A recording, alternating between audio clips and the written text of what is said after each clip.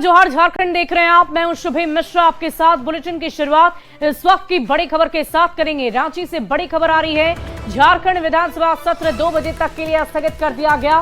सदन में विपक्ष के सवाल का सत्ता पक्ष का जवाब। हेमंत सोरेन ने सरकार की उपलब्धियां गिनवाई। कल्पना सोरेन ने कहा कि ये अबुआ सरकार है, ये झारखंड को समर्पित है। बीजेपी से भी कई सवाल पूछे हैं। तो इन सब के बीच ये बड़ी खबर आपको बता रहे हैं। आपको बता दें कि झारखंड विधानसभा में विशेष सत्र चल रहा था। 4 दिनों का ये विशेष सत्र था, जिसका आज आखिरी दिन था। 2 बजे तक के लिए फिलहाल सदन को स्थगित कर दिया गया है।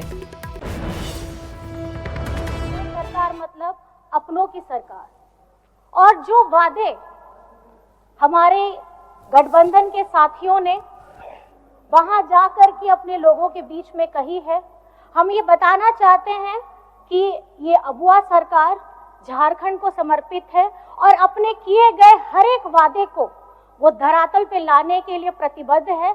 और जो एक एक शब्द लिखे गए हैं उनको हम इस आगामी 5 वर्षों में धरातल में उतारेंगे, ये हम बताना चाहते हैं। हम सब जानते हैं अध्यक्ष महोदय, पूरा देश जानता है कि झारखंड देश का सबसे पिछड़ा राज्य है और यहां पर सबसे अधिक आदिवासी, दलित, पिछड़ा, अल्पसंख्यक, किसान, मजदूर तबके के लोग वास करते हैं। कहने को तो अध्यक्ष महोदय, देश आजाद होने के बाद देश के सबसे बड़े, बल्कि दुनिया के गिने चुने उद्योगों में से, बड़े उद्योगों में से कई उद्योग इसी राज्य में लगा। वहीं जेएमएम विधायक प्रदीप यादव ने जातिगत जनगणना की मांग सदन में रखी। हेमंत सरकार की उपलब्धियों को गिनवाया और कहा कि हेमंत सोरेन पर जनता का विश्वास है। विपक्ष पर उन्होंने जमकर हमला बोला और कहा कि राज्य को दंगों में झोंकने की कोशिश हुई। बॉर्डर की सुरक्षा की जिम्मेदारी किसकी है? घुसपैठ का नारा देते हैं, कभी मणिपुर नहीं गए। भाई हमने जो कहा, हमने उसे कर दिखाया, तब तो जनता ने मेरे ऊपर विश्वास व्यक्त किया और हमें मुहर लगाया और हम 44 से 54 आए। आप पर विश्वास नहीं व्यक्त किया, आप 24 पर घट के चले गए। अगर इस तरह की उटपटांग बातें आपकी निकलेगी तो यहां से बाहर हो जाइएगा, कोई बचाने वाला नहीं होगा।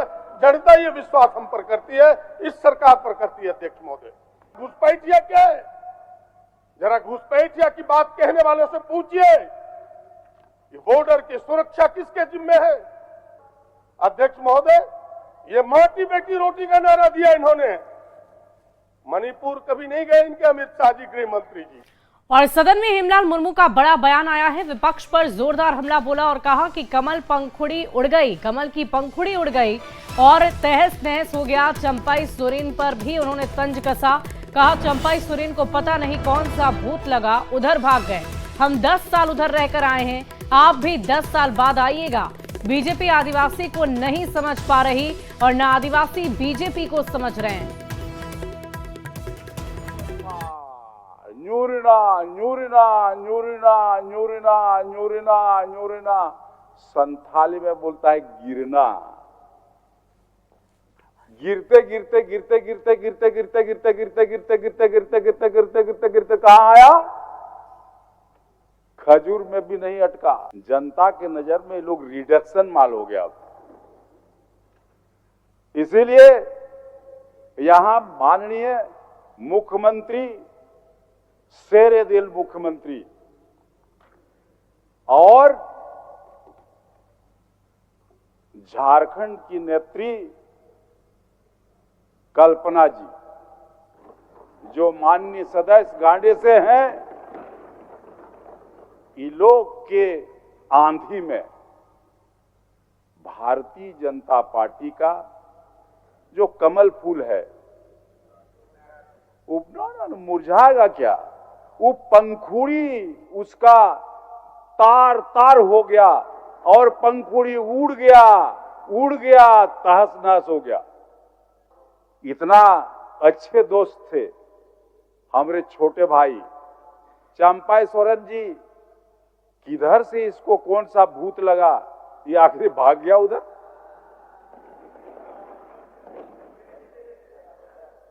अभी भी हमको लगता है आपको प्रतिशोध करना पड़ेगा।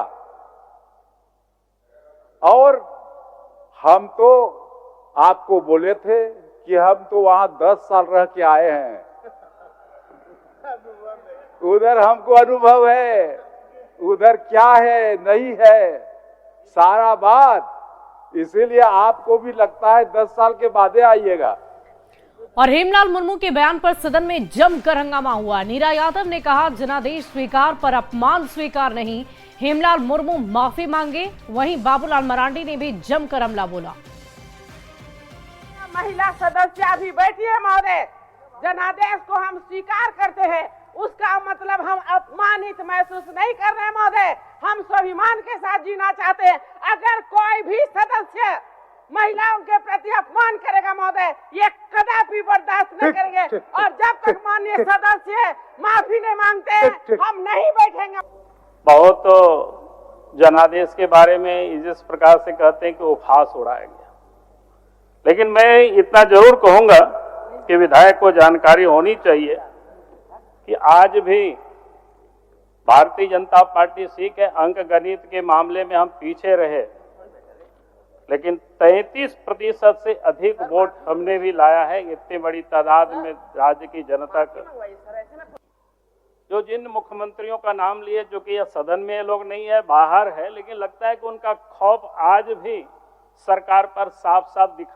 जहां 35% एसटी थे, 35% से अधिक थे, वहीं पर 2011 में मात्र 26% है झारखंड में। आखिर हमारी आबादी कहां कम हुई? उसी प्रकार से अगर संथाल परगना को थोड़ा अलग करके देखते हैं तो 1951 में 44.67% आदिवासियों की आबादी थी और वहां मात्र 28% आबादी है 2011 के सेंसस में। अगर 2021 में सेंसस हो गया होता तो पता नहीं है कहां और कितना कम होंगे। और इस पूरी खबर की अधिक जानकारी के साथ न्यूज 18 संवाददाता अविनाश हमारे साथ लाइव जुड़ चुके हैं। सीधे उनका रुख करूंगी। अविनाश, आज ये आखिरी दिन था विधानसभा के विशेष सत्र का, क्या क्या सदन के पटल पर बातें रखी गई जो महत्वपूर्ण रूप से दर्शकों के लिए जानना जरूरी है, झारखंड की जनता के लिए जानना जरूरी है? नहीं, देखिए, आज चौथा और अंतिम दिन है और अंतिम दिन राज्यपाल के अभिभाषण पर ही चर्चा हुई है। और उसमें अगर चाहे वो विपक्ष के सदस्यों के द्वारा जो बातें कही गई हों या फिर सरकार के तरफ से भी अगर सदन के नेता ने जो बातें रखी हैं, मूल रूप से उसी पर अगर हम कहें कि जिस तरह से सवाल उठाए गए कि जो राज्यपाल के अभिभाषण हैं, उस अभिभाषण को एक तरफ सत्ताधारी दल के जितने भी विधायक थे या फिर अगर हम मुख्यमंत्री की भी बात कर लें तो उन्होंने साफ तौर पे कहा कि ये जो हम कह रहे हैं वही हम करने वाले हैं और इसे सरकार के आने वाले समय में जो कार्य नीति है उस रूप में देखना चाहिए। हेमंत सोरेन ने एक बड़ी बात यह भी कही है कि पिछले जो 2019 में जब गठबंधन वाली सरकार बनी थी उस वक्त जो हमने नींव डाला है अब उस पर जो है वो इमारत खड़ी होगी। मतलब उनका ये कहना है कि उन्होंने एक रोड मैप तैयार कर लिया है कैसे काम करना है और राज्यपाल का जो अभिभाषण रहा उसी के इर्द गिर्द रहा है। दूसरी तरफ अगर आप बात करें, चाहे वो बाबूलाल मरांडी की बात कर लें या दूसरे सदस्यों की भी बात कर लें या फिर अगर हेमलाल मुर्मू बोलते बोलते जो बात वो असंसदीय अगर हम कहें जिसको स्पंज कर दिया गया उस मुद्दे को अगर आप देखें तो नीरा यादव जो है, बीजेपी की नीरा यादव बहुत नाराज दिखी और उन्होंने कहा कि यहाँ पर सदन के अंदर में 12 महिला विधायक हैं और कुछ बोलने से पहले सोचना चाहिए। हम चुनाव जरूर हारे हैं लेकिन हम महिलाओं का यहाँ अपमान सहन नहीं करेंगे। बाबूलाल मरांडी इस दौरान थोड़े जरूर सॉफ्ट दिखे, उन्होंने 2-3 बार कहा कि बैठ जाइए। आपत्ति बाबूलाल मरांडी की तरफ से भी आई थी लेकिन नीरा यादव के जो तेवर थे वो कम नहीं हो रहे थे। कई बार उन्होंने बाबूलाल मरांडी से भी कहा कि सदन के भीतर आरोप प्रत्यारोप का दौर भी रहा और बहुत सारे चुनाव को लेकर बातों पर चर्चा हुई।